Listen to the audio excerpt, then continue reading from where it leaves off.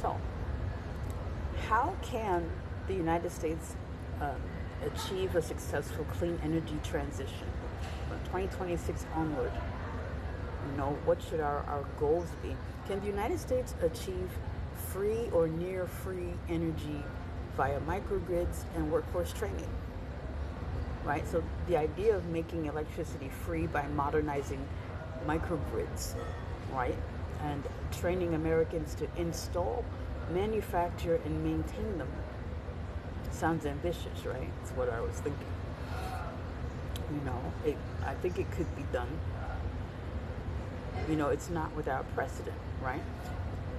A true zero cost electricity, most people will say it's not feasible due to capital, operational, and maintenance needs, right? A well-designed or distributed energy system could dramatically reduce cost and make electricity far more affordable for poorer communities, or for everyone. So why can't we have free electricity? Why is that so highly unlikely? It seems electricity generation, storage, and distribution require capital investment. Not a problem. Equipment infrastructure? Possible. Operational cost, fuel, maintenance, staffing. Still not an impossibility. And regulatory compliance.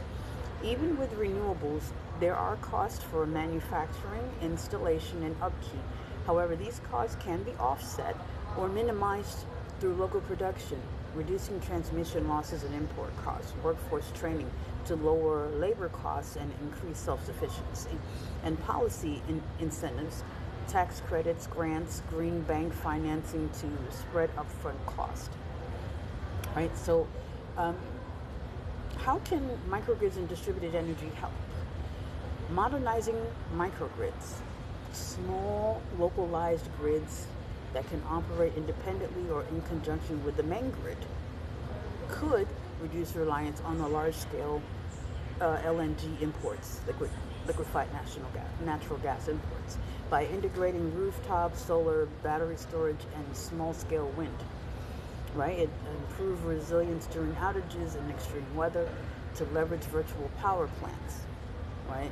To coordinate distributed resources, lowering peak time costs and deferring expensive grid updates. Could create local jobs in manufacturing, installation, maintenance, and supporting economic development, right? That's always a win-win.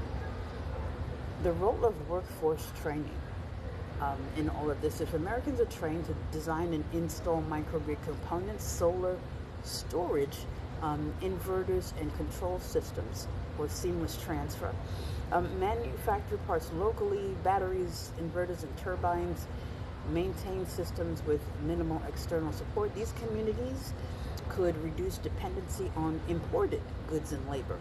They could cut costs and keep more money circulating locally.